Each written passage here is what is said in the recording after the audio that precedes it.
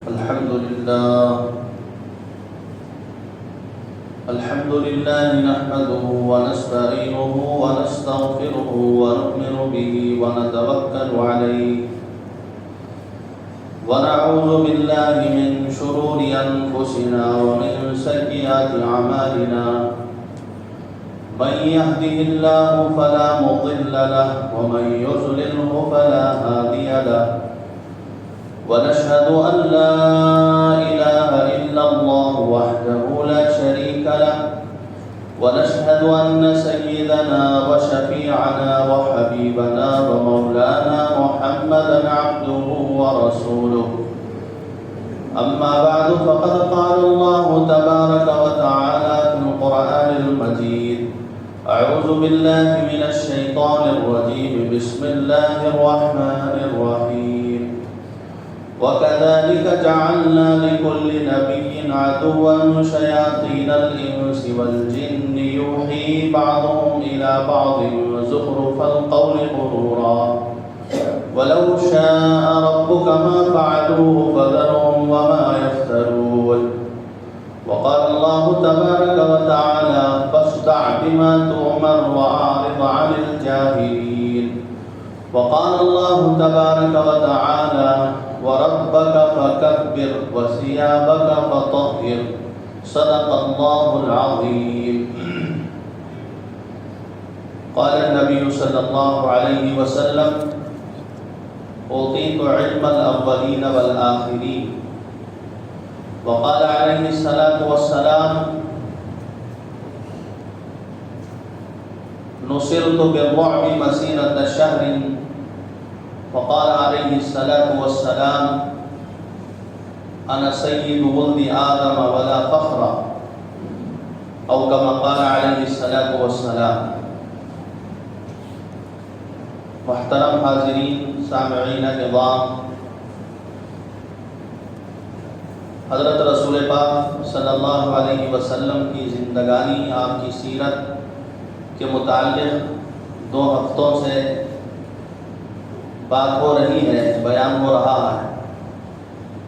گزشتہ جمعہ میں نے آپ کی خدمت میں یہ بات عرض کی تھی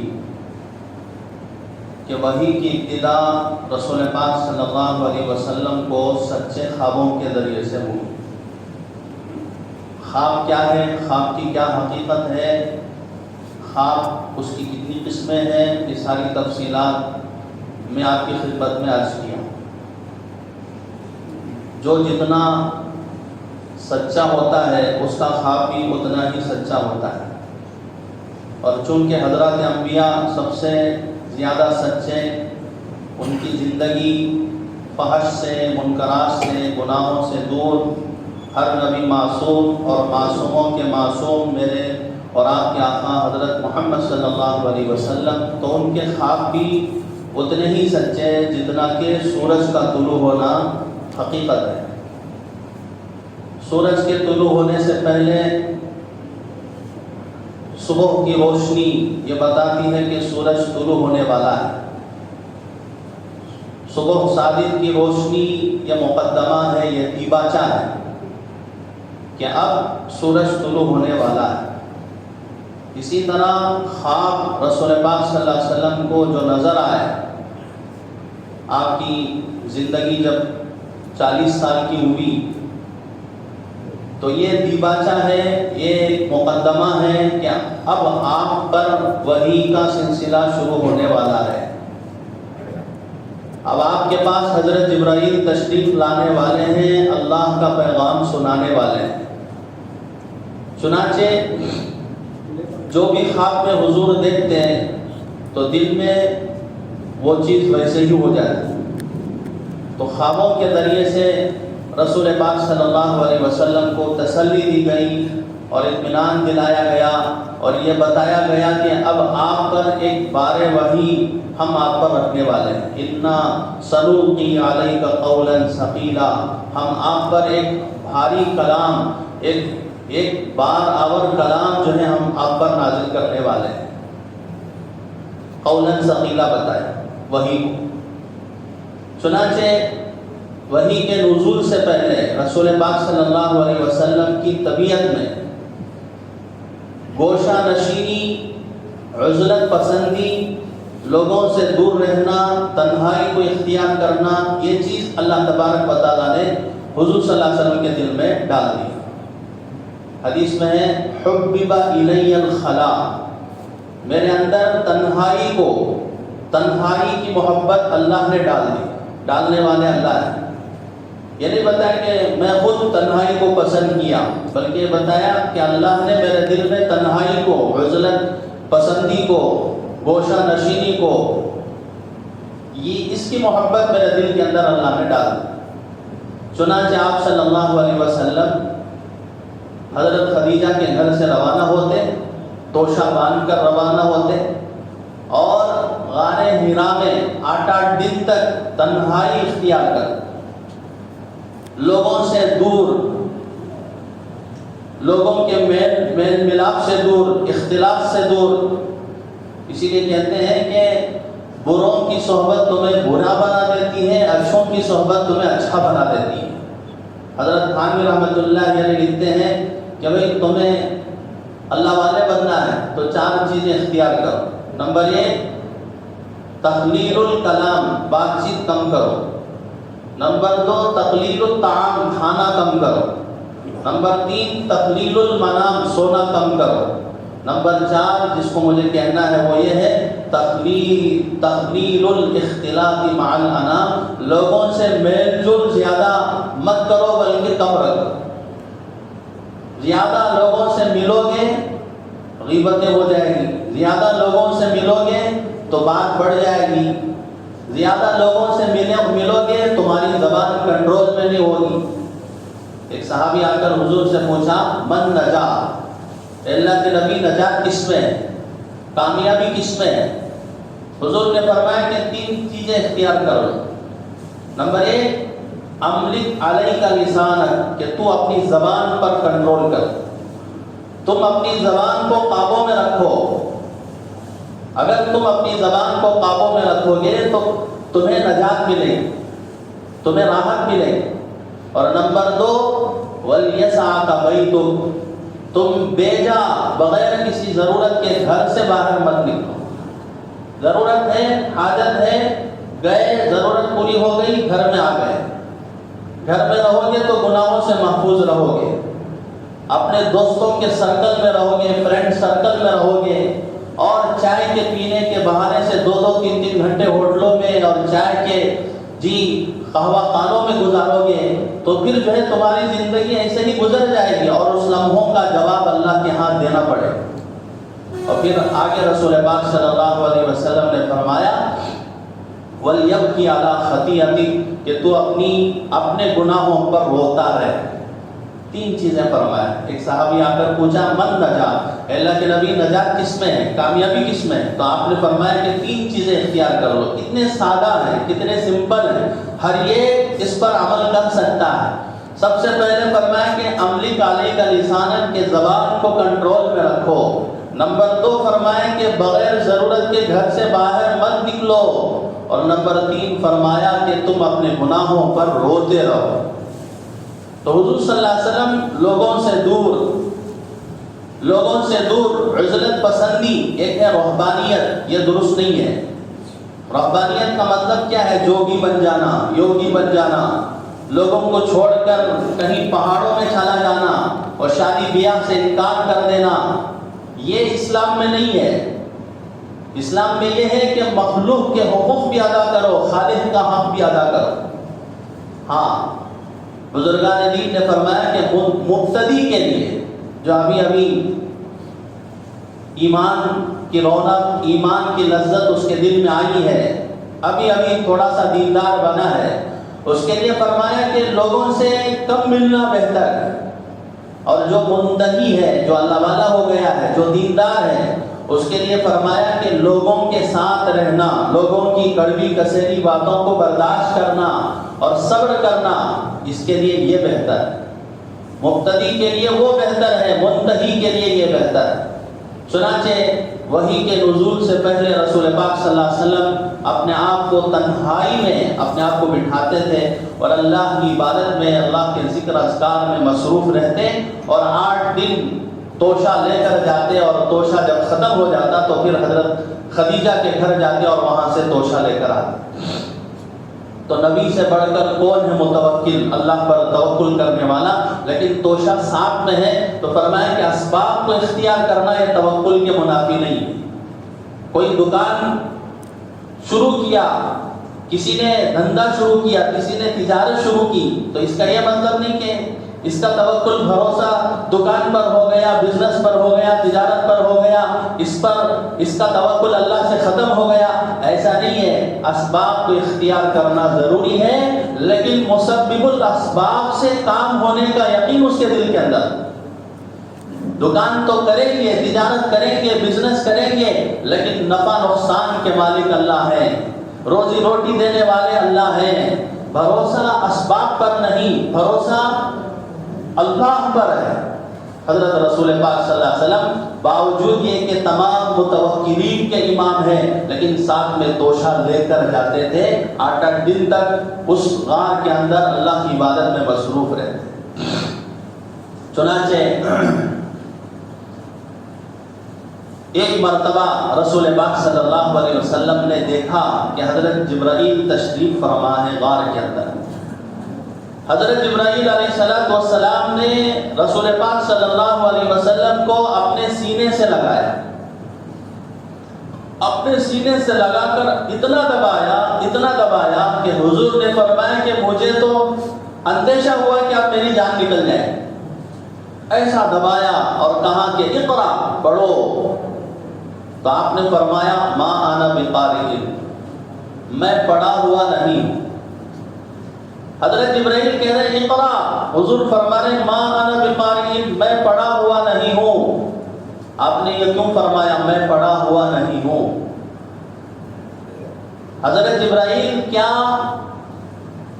لکھی ہوئی آیتیں لے کر آئے تھے جس کی طرف دکھا کر حضور سے کہہ رہے ہیں کہ پڑھو، یا کہ حضرت جبرائیل اپنی زبان سے کہہ رہے ہیں کہ پڑھو، تلقین کر رہے ہیں، قرات کر رہے ہیں، اور یوں کہہ رہے ہیں کہ جیسے میں پڑھ رہا ہوں ویسے پڑھو؟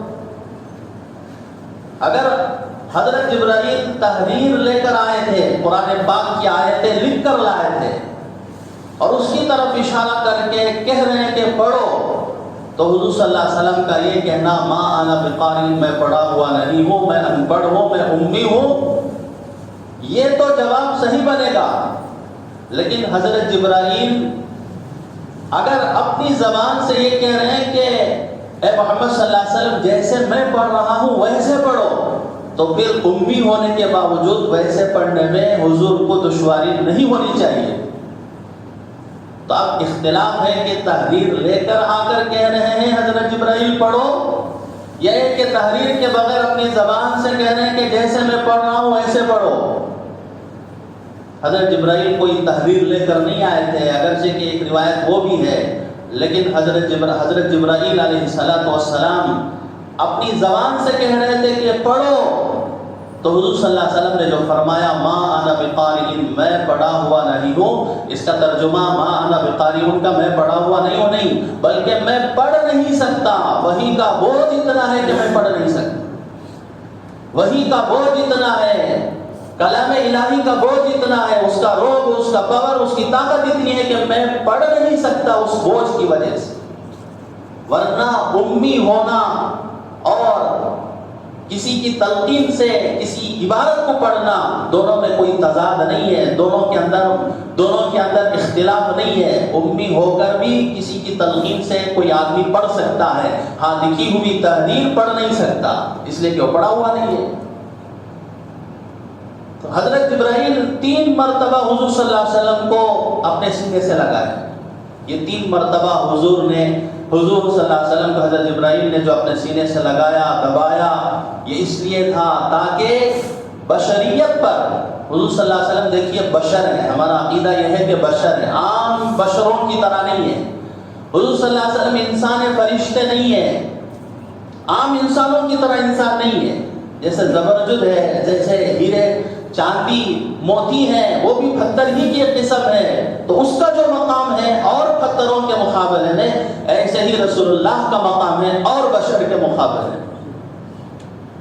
اگر اللہ تعالیٰ حضور صلی اللہ علیہ وسلم کو فرشتہ بنا کر بھیجتے یا کوئی اور مخلوق بنا کر بھیجتے تو پھر اسوہ آئیڈیل کیسے بنتے انسانوں کے لیے؟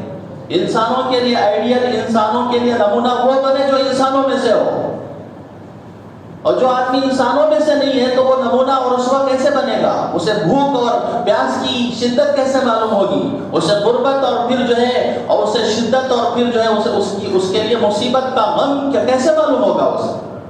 فرشتوں کو بھوک کا درد نہیں ہے، پیاس کا احساس نہیں ہے، انہیں غربت کسے کہتے ہیں معلوم نہیں ہے، انہیں مصیبت کسے کہتے ہیں معلوم نہیں ہے، انہیں سر کا درد کسے کہتے ہیں معلوم نہیں ہے، انسانوں کو معلوم ہے۔ اس لیے انسانوں میں سے اللہ تبارک و تعالیٰ نے رسول پاک صلی اللہ علیہ وسلم کو پیدا فرمایا۔ اور آپ بار بار حضرت جبرائیل جو اپنے سینے سے لگا رہے ہیں، یہ اس لیے ہے کہ صفات ملکیت، فرشتوں کے صفات، انوار الہیہ، انوار ربانیہ، تجلیات ربانیہ، تجلیات الہیہ، یہ حضرت جبرائیل رسول پاک صلی اللہ علیہ وسلم پر ڈالنا چاہتے تھے تاکہ بشریت مغلوب ہو جائے اور تجلیات الہیہ غالب ہو جائے، اور آپ کے اندر اتنا پاور ہو سکے کہ وحی کو لے سکے، وحی کو عکس کر سکے، وحی کو ضبط کر سکے۔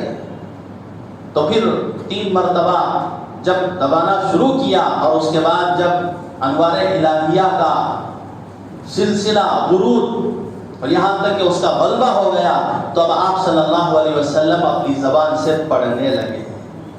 حضرت جبرائیل نے کہا اقرا، پڑھیے، اقرا وربک الاکرم، آپ پڑھ نہیں سکتے ٹھیک ہے، اپنے رب کے فضل سے پڑھیے، آپ اپنے رب کے فضل سے پڑھیں، آپ کا رب بڑا مہربان ہے۔ الذی علم الانسان، الذی علم بالقلم، جس نے انسان کو قلم سے سکھایا، قلم سے تعلیم دی اور انسان کو وہ تمام باتیں بتائی جس کو وہ نہیں جانتا تھا، ما لم یعلم۔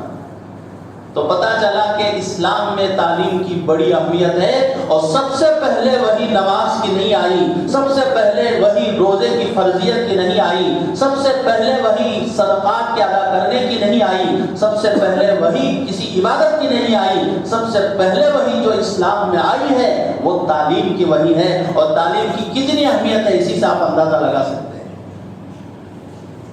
اور جب یہ سلسلہ وحی کا شروع ہوا، میں یہاں رک کر بتا دوں، نزول وحی کے مختلف طریقے ہوتے تھے، تقریباً 5 اور 5 سے زیادہ۔ کبھی حضرت جبرائیل علیہ السلام وحی لے کر آتے، اپنی اصلی صورت میں آتے، اور پوری زندگی میں رسول پاک صلی اللہ علیہ وسلم نے حضرت جبرائیل کو ان کی اپنی صورت میں، ان کی اپنی اصلی حیت میں 3 مرتبہ دیکھا ہے، ایک معراج میں، اور دوسرے نبوت سے پہلے، اور تیسرے مقام ازیاد میں۔ ایک مقام ہے ازیاد نامی مکہ مکرمہ کے قریب، وہاں پر حضور صلی اللہ علیہ وسلم نے اصلی صورت میں حضرت جبرائیل کو دیکھا، تو 3 مرتبہ اپنی اصلی صورت میں دیکھا ہے۔ جو ہی حضرت رسول پاک صلی اللہ علیہ وسلم نے جبرائیل کو پہلی مرتبہ ان کی اپنی اصلی صورت میں دیکھا تو بے ہوش ہو گئے، بے ہوش ہو گئے، سر جا کر اوپر عرش تک پہنچا ہوا ہے، اور پھر پیر جو ہے تحت الثری میں لگے ہوئے ہیں، اور 600 بازو ہیں، 2 بازو کھولتے تو مشرق اور مغرب ڈھک جائے۔ جبرائیل کی یہ مقام اللہ تبارک و تعالیٰ نے عطا فرمایا۔ حضرت رسول پاک صلی اللہ علیہ وسلم نے اپنی بیوی، پیاری بیوی، چہیتی بیوی حضرت خدیجہ سے جا کر کہنے لگے زملونی زملونی، وحی کا جو بار پہلی مرتبہ ہوا، حضور صلی اللہ علیہ وسلم نے فرمایا زملونی زملونی، مجھے چادر اڑا دو، مجھے چادر اڑا دو۔ حضور پریشان تھے، محروم تھے، اور حضرت خدیجہ سے کہہ رہے تھے کہ یہ بوجھ اتنا زیادہ ہے کہ میں اپنی جان کی ہلاکت کا احساس کر رہا ہوں۔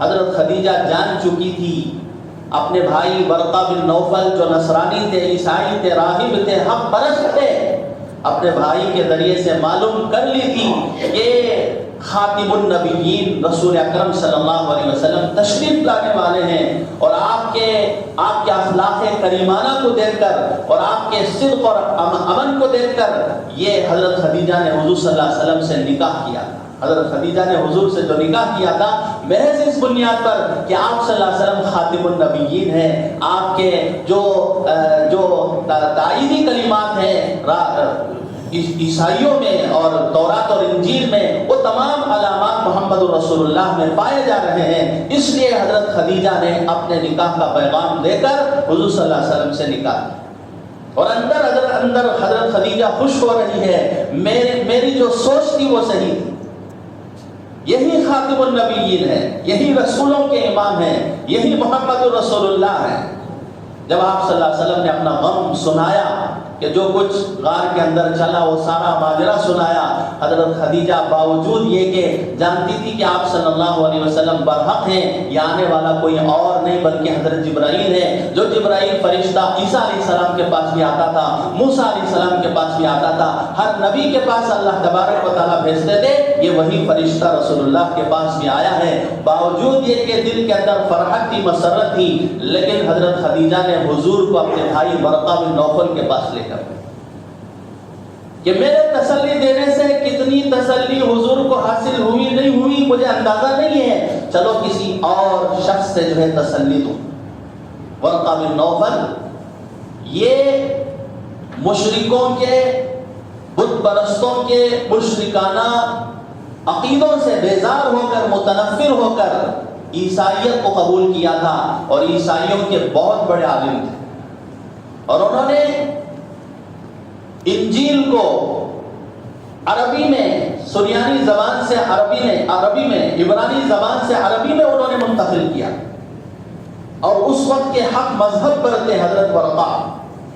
اور جو ہی یہ سارا واقعہ حضرت خدیجہ نے سنایا، حضور صلی اللہ علیہ وسلم کے ساتھ یہ تمام چیزیں پیش آئی ہیں، تو ورقہ نے کہا کہ قسم خدا کہ یہ وہی فرشتہ ہے جو فرشتہ وہی لے کر آتا تھا حضرت عیسیٰ کے پاس، حضرت موسیٰ کے پاس، آپ نبی برحق ہیں، آپ نبی برحق ہیں، اور سنیں آپ کے خلاف دشمنان اسلام پیدا ہوں گے، آپ کو گالی دینے والے پیدا ہوں گے، آپ کو برا بھلا کہنے والے پیدا ہوں گے، یہاں تک کہ آپ کی قوم آپ کو اپنے ہی شہر سے نکال بیٹھے گی۔ حضور صلی اللہ علیہ وسلم نے کہا کیا میری قوم مجھے مکے سے نکالے گی؟ دور کبھی خیال نہیں تھا، یہ بالکل ذہن میں بات آ ہی نہیں سکتی کہ جس شہر کو محمد رسول اللہ کے دادا نے بسایا ہے اسی شخصیت کو، انہی کے پوتے کو مکہ مکرمہ سے نکالا جائے۔ جب ورقہ نے کہا کہ آپ کی قوم آپ کو آپ کے شہر سے نکالے گی، کاش کہ میں اس وقت زندہ ہوتا تو آپ کی ضرور مدد کرتا۔ آپ بار بار کہہ رہے ہیں کہ میری قوم مجھے نکالے گی، آپ کو اپنے وطن سے کتنی محبت تھی، مکہ مکرمہ سے کتنی محبت تھی، ہجرت کے موقع پر بار بار رسول پاک صلی اللہ علیہ وسلم مکہ کی طرف بار بار رخ کر کے دیکھ رہے ہیں اور کہہ رہے ہیں اے مکہ تو کتنا اچھا شہر ہے، تو کتنا پاکیزہ شہر ہے، اگر مجھے میری قوم نہ نکالتی تو میں مکے سے نہیں جاتا۔ اسلام ہمیں وطن کی محبت بھی سکھاتا ہے، وطن کی پرستش نہیں سکھاتا۔ پرستش عبادت کے لائق تو صرف احکم الحاکمین ہے، اللہ تبارک و تعالیٰ ہیں، ہم تو محبت تو ضرور کریں گے، پوجا اور عبادت اور پھر میرے دوستوں اور پرستش جو ہے صرف اللہ تبارک و تعالیٰ کی کریں۔ ہم اپنے وطن کی پوجا نہیں کریں، محبت کریں، محبت الگ ہے، عبادت الگ ہے، ہر ایک کی درجہ بندی ہے۔ بیوی سے محبت کرو، ماں سے محبت کرو، بیوی کو کہہ دیا آپ نے تو میری ماں کی طرح ہے، تیری پیٹھ میری ماں کی طرح نظر آ رہی ہے تو طلاق واقع ہو جائے گی، زوجیت سے تمہاری بیوی نکل جائے گی۔ محبت ہے، بیوی کو کون سی محبت، کتنا مقام ہے، اس کی درجہ بندی ہے۔ ماں کو محبت تو ماں کے اعتبار سے، بیوی کو محبت تو بیوی کے اعتبار سے، بچوں کو محبت تو بچوں کے اعتبار سے، کیٹیگریز ہیں، درجہ بندی ہیں۔ تو اسی طرح فرمایا کہ وطن سے تو محبت ایمان والا ضرور کرے گا، غداری نہیں کرے گا۔ آپ اپنے پوری تاریخ میں، ہندوستان کی پوری تاریخ میں جتنے بھی یہاں کے بادشاہ گزرے ہیں، غدار کوئی اور تھے، مسلمان نہیں تھا غدار۔ مسلمان نے اس وطن کو بسایا ہے، اس وطن کو سجایا ہے، اس کی تزئین کیا ہے۔ یہ تاج محل علامت ہے، یہ لال قلعہ علامت ہے۔ مختلف مقامات پر جو مختلف لوگ گھومنے پھرنے اور دیکھنے کے لیے آتے ہیں، یہ کیا ہیں؟ یہ یہاں کے بادشاہوں نے یہیں پر زمین کے پیوند ہو کر اس دیش کو نہیں لوٹا، اس ہندوستان کو نہیں لوٹا، بلکہ اس ہندوستان کو جو ہے بسایا ہے، آباد کیا ہے۔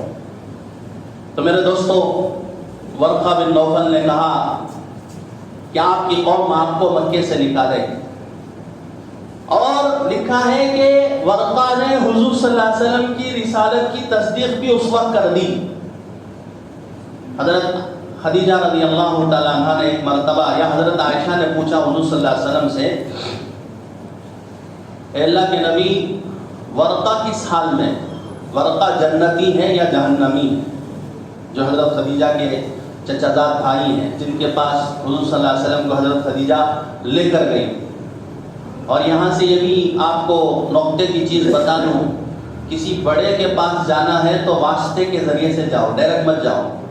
حضور صلی اللہ علیہ وسلم ورقہ کے پاس گئے تو کس کے توسط سے گئے؟ حضرت خدیجہ کے توسط سے گئے۔ تو کسی سے بات کرنی ہے بڑے آدمی سے تو جان پہچان کے آدمی کو ساتھ لے کر جاؤ۔ الدین کلہ ادب، دین جو ہے سارا کا سارا ادب کا نام ہے، اس سے ہمیں نقطہ ملتا ہے۔ تو حضرت عائشہ نے یا حضرت خدیجہ نے پوچھا کہ ورقہ کس حال میں ہے؟ تو حضور نے فرمایا، ورقہ کو میں نے جنت میں ورقہ کو میں نے سفید لباس میں دیکھا ہے، ورقہ کو میں نے سفید لباس میں دیکھا ہے۔ علماء نے لکھا ہے سفید لباس جنتیوں کی علامت ہے، سفید لباس جنتیوں کی علامت ہے۔ اسی لیے آپ نے دیکھا ہوگا بزرگان دین کو کون سا لباس پہنتے ہو؟ سفید لباس پہنتے ہیں۔ گندگی فوراً نظر آتی ہے، داغ دھبا فوراً نظر آتا ہے، اور کپڑوں کا اثر جسم پر پڑتا ہے، طبیعت پر پڑتا ہے، ذہن پر پڑتا ہے۔ اسی لیے بخاری شریف کی جو پہلی حدیث ہے اس میں حضرت جبرائیل کا حضور صلی اللہ علیہ وسلم کی خدمت میں آنا انسانی شکل میں، اور آ کر اسلام کے تعلق سے پوچھنا، اسلام کسے کہتے ہیں، احسان کسے کہتے ہیں، قیامت کب آئے گی، مختلف سوالات وہ آنے والے مسافر رسول پاک صلی اللہ علیہ وسلم سے پوچھا۔ وہ آنے والے کون تھے؟ وہ جبرائیل تھے، اور کن کپڑوں میں آئے تھے؟ فرمایا شدید بیاض الثیاب، ان کے کپڑے بالکل سفید تھے۔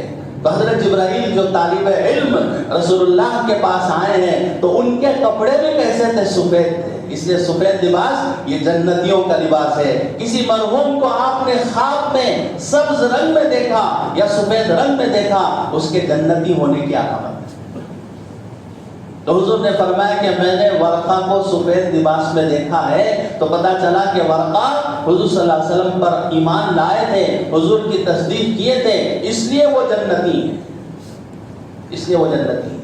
اب یہاں سے رسول پاک صلی اللہ علیہ وسلم نے دعوت اسلام شروع کر، اللہ تعالیٰ وحی کا سلسلہ تقریباً 15 دن تک بند کر دیا۔ وحی آئی، اس کے بعد 15 دن تک وحی نہیں آئی۔ وحی کیوں نہیں آئی؟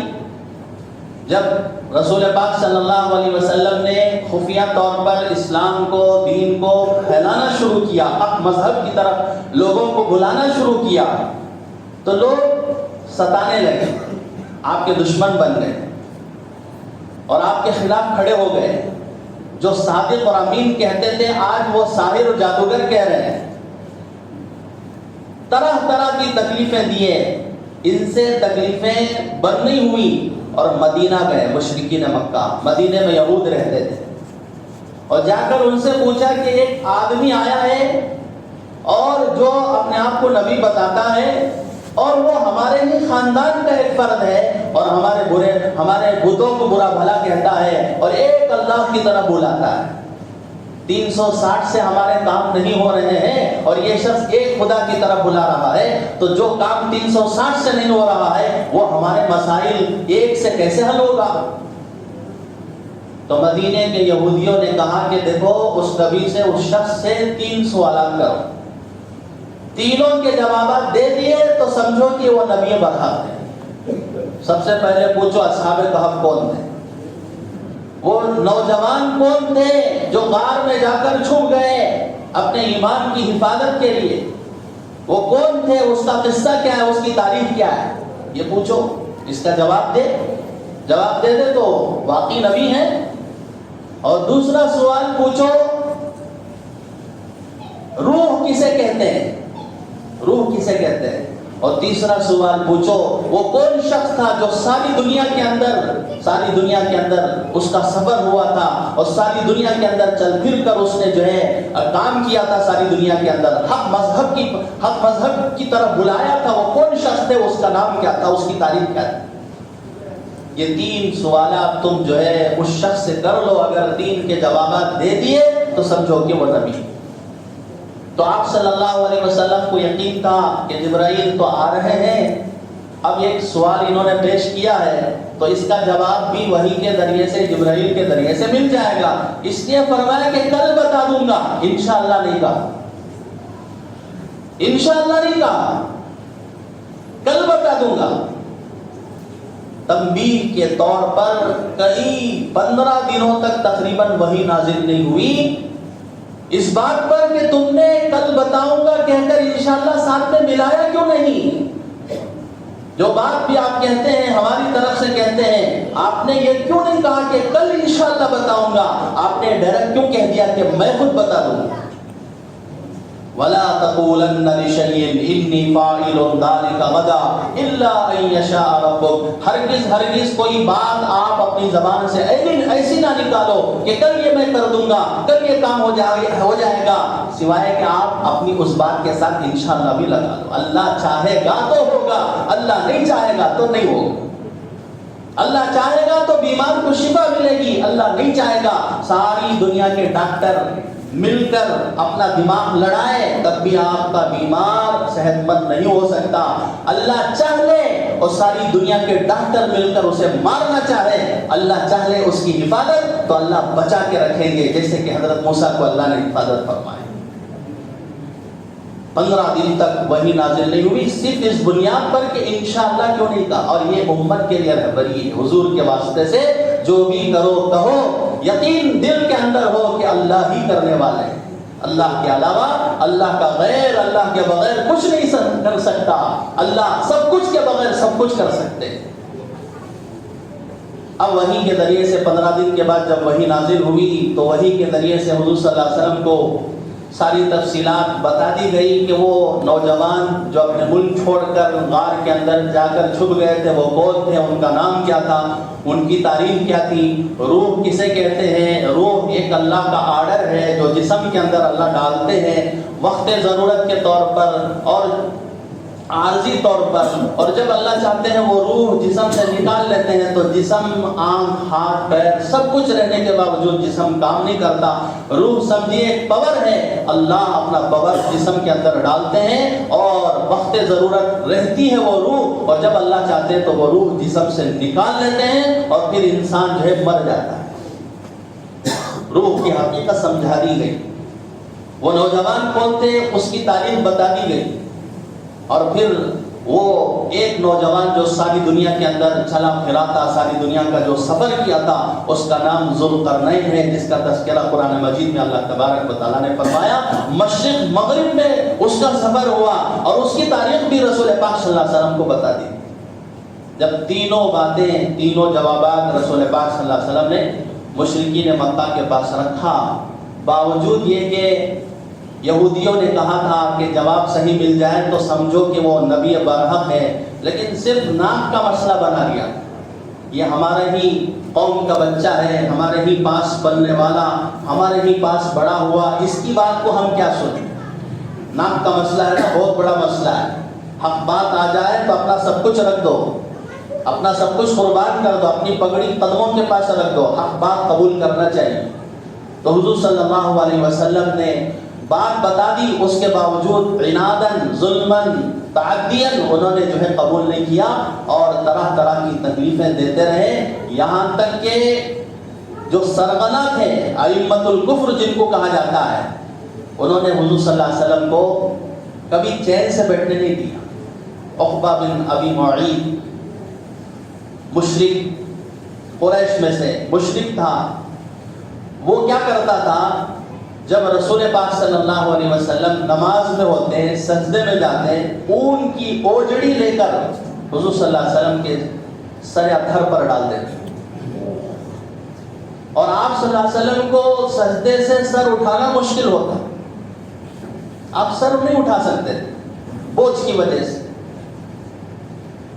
اتنے میں حضرت زینب حضور صلی اللہ علیہ وسلم کی بیٹی، چہی تھی بیٹی، چھوٹی سی بچی، آ کر اس کو ہٹاتی، گندگی کو صاف کرتی، روتی۔ اللہ کے نبی نے کہا اے بیٹی رونا نہیں، تیرے باپ کا لایا ہوا دین ہر کچے پکے گھر کے اندر داخل ہو کر رہے ہیں، یہ مصیبتیں، یہ آزمائش ہے، یہ حالات ہیں، اس پر ہم صبر کریں گے، نبی کا گھرانہ صبر کرے گا، بیٹی تو بھی صبر کر، میں بھی صبر کروں گا، دین زندہ ہو جائے گا، اللہ کا دین ساری دنیا کے اندر زندہ ہو جائے گا، انسانیت جہنم سے بچ جائے گی، انسانیت کو جنت مل جائے گی۔ نبی کی گھرانے کی چھوٹی بچی کو رسول اللہ صبر دے رہے ہیں، سمجھا رہے ہیں۔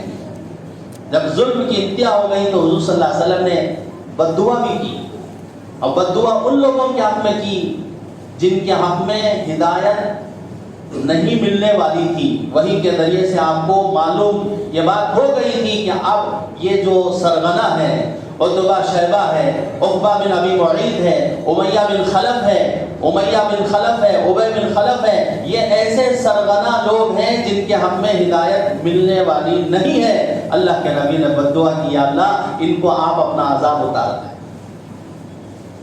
آپریشن ڈاکٹر اول مرحلے میں نہیں کرتا، آخری موقع پر کرتا ہے، جب دوا سے گولی سے علاج نہیں ہوا تو اب آپریشن ہی اس کا حل ہے۔ تو یہ قوم جیسے جسم کا کچھ حصہ آپریشن کے ذریعے سے نکال دیا جاتا ہے تاکہ بقیہ بدن درست ہو جائے، اگر وہ سڑا ہوا جسم کا حصہ جسم سے لگا ہوا ہوگا تو یہ اور بدن کو بھی تکلیف پہنچائے گا، اور بدن بھی اس کا سڑ جائے گا۔ ڈاکٹر آپریشن کے ذریعے سے انگلی نکال دیتا ہے، ہاتھ نکال دیتا ہے، پیر نکال دیتا ہے، اور آپریشن کرانے والا پیسہ دے کر ڈاکٹر کو خوش کرتا ہے۔ کوئی یہ نہیں کہتا کہ آپ آتنکوادی ہیں، کوئی کہتا ہے ڈاکٹر کو آپ نے میرا ہاتھ نکال دیا، انگلی نکال دی، آپ ٹیررسٹ ہیں، آپ یہ ہیں وہ ہیں، کوئی نہیں کہتا۔ الٹا پیسہ دے کر ڈاکٹر کو خوش کرتے ہیں، جزاک اللہ کہتے ہیں۔ تو بالکل اسی طرح میرے دوستوں، اگر اسلام میں کچھ چیزیں ہیں تو وہ آخری موقع پر ہیں۔ رسول پاک صلی اللہ علیہ وسلم نے بھی پہلے مرحلے میں ابتدائی میں بد دعا نہیں کی، بلکہ جب ظلم کی انتہا ہو گئی تو آپ نے ہاتھ اٹھا کر بد دعا کی۔ کسی کو چوٹ لگی، کسی کے پیٹ کے اندر کیڑے پیدا ہو گئے، کسی کے سر کے اندر کیڑے پیدا ہو گئے، اور کوئی نابینا ہو گیا، کوئی خچر سے گر کر مر گیا، اللہ نے عبرت ناک سزائیں عطا فرمائی۔ معمولی تکلیفیں نہیں دی نبی کریم صلی اللہ علیہ وسلم کو، انہوں نے ظلم کی انتہا کر دی۔ اللہ تبارک و تعالیٰ نے فرمایا وَكَذَلِكَ جَعَلْنَا لِكُلِّ نَبِيٍّ عَدُوًّا شَيَاطِينَ الْإِنسِ وَالْجِنِّ يُوحِي بَعْضُهُمْ إِلَى بَعْضٍ زُخْرُفَ الْقَوْلِ غُرُورًا۔ اسی طرح ہم ہر نبی کے ساتھ نبی کے دشمن کو بھی پیدا کرتے ہیں، دن ہے تو رات بھی ہے، دن ہے تو رات بھی ہے، صحت ہے تو بیماری بھی ہے۔ اسی طرح ہم ہر نبی کے ساتھ دشمنوں کو بھی پیدا کرتے ہیں، موسیٰ ہے تو فرعون ہے، فرعون کے ساتھ موسیٰ ہے، فرعون ہے تو موسیٰ بھی ہے، نمرود ہے تو ابراہیم بھی ہے علیہ السلام، ابو جہل ہے تو رسول پاک صلی اللہ علیہ وسلم بھی، دن ہے تو رات بھی ہے۔ شیاطین الانس والجن، اللہ فرما رہے ہیں کہ دشمن کیسے، انسانوں میں سے بھی جنات میں سے بھی، ہر نبی کے دشمن انسانوں میں سے بھی جنات میں سے بھی، صرف انسان دشمن نہیں ہے بلکہ ہر نبی کے ساتھ ان کے دشمن کون بھی ہوتے ہیں، جنات بھی ہوتے ہیں۔ اور ادھر ادھر کے واہیات تباہیات خیالات وہ اپنے چیلوں کے ذہنوں کے اندر دلوں کے اندر آئے دن ڈالتے رہتے ہیں، جیسے اس وقت ڈال رہے ہیں، اسلام کو ختم کرو، مسلمانوں کو ختم کرو۔ یہ کیا ہے؟ برے جنات ہیں۔ اس امت کے اس قوم کی جو امت کے آباء اسلام ہے، ان کے ذہنوں کے اندر یہ برے جنات، شریر جنات ان کے دماغوں کے اندر واہی تباہی کے چیزیں اور اسلام کو ختم کرنے کی چیزیں، تمام چیزیں ان کے دلوں کے اندر ڈالتے ہیں، اور اسی کے مطابق وہ جو ہے فیصلے کرتے ہیں۔ وَكَذَلِكَ جَعَلْنَا لِكُلِّ نَبِيٍّ عَدُوًّا شَيَاطِينَ الْإِنسِ وَالْجِنِّ يُوحِي بَعْضُهُمْ إِلَى بَعْضٍ زُخْرُفَ الْقَوْلِ غُرُورًا. زُخْرُفَ الْقَوْلِ ملمہ سازی کی باتیں، حق نہیں ہوتی وہ باتیں، چکنی چپیٹی باتیں ڈالتے ہیں. وَلَوْ شَاءَ رَبُّكَ مَا فَعَلُوهُ. اللہ فرما رہے ہیں اگر ہم چاہ لیں تو ان کی دشمنی کو ختم کریں. ہم ایسے اعدائے اسلام کو ایک لمحے میں ختم کر دیں. تو پھر اگر دشمن ہی نہ رہا، حالات نہیں آئے، رکاوٹیں پیدا نہیں ہوئی، تو پھر امتحان کیسے ہوگا؟ دنیا میں رکاوٹیں آئیں گی، حق پرستوں کے خلاف آوازیں بلند ہوگی. ہر نبی کے ساتھ یہ سلوک کیا گیا تو نبی کے نقش قدم پر جو ہوں گے ان کے ساتھ بھی یہی سلوک کیا جائے گا. اللہ فرما رہے ہیں وَلَوْ شَاءَ رَبُّكَ مَا فَعَلُوهُ. اگر اللہ چاہ لے تو یہ تمام رکاوٹیں ختم کر دے، لیکن اللہ دیکھتے ہیں کہ امتحان لینا چاہتے ہیں. دین اسلام کے لیے کون کتنی قربانی دیتا ہے، کون کتنا صبر کرتا ہے، کون اپنے دین پر استقامت کے ساتھ جمع رہتا ہے. رسول پاک صلی اللہ علیہ وسلم کی طرح، صحابہ کی طرح. فَذَرْهُمْ وَمَا يَفْتَرُونَ. اللہ نے فرمایا نبی جی ان کی باتوں میں مت آئیے، وہ آپ کے ساتھ استہزاء کر رہے ہیں، آپ کے ساتھ مذاق کر رہے ہیں، آپ کو بجائے محمد کے مذمم کہہ رہے ہیں. آپ صبر کر لیجیے، آپ صبر کر لیجیے، انتقام مت لیجیے. اللہ کے نبی نے صبر کیا اور رسول پاک صلی اللہ علیہ وسلم جیسے جیسے وہ ستاتے تھے آپ کے اخلاق اور زیادہ، آپ کے کردار اور زیادہ ابھر کے آتے تھے. یہاں تک کہ جس کے حق میں اللہ تعالیٰ ہدایت کے فیصلے رکھا وہ دین اسلام کے آغوش میں آ جاتے، اور جن کے حق میں ہدایت نہیں ہے اللہ تعالیٰ مختلف بیماریوں کے ذریعے سے، مختلف عذابات کے ذریعے سے ایسے دشمنوں کو دنیا سے صفحہ ہستی سے پاک کر دیا اور پاک کرتے رہیں گے قیامت تک. اللہ تعالیٰ ہمیں عمل کرنے کی توفیق عطا فرمائے. حضور صلی اللہ علیہ وسلم والا صبر، آپ کا سا استقامت نصیب فرمائے، اور دین اسلام کے لیے اپنا تن من دھن کی بازی لگانے کی اللہ ہمیں توفیق عطا فرمائے. وآخر دعوانا الحمدللہ رب العالمین.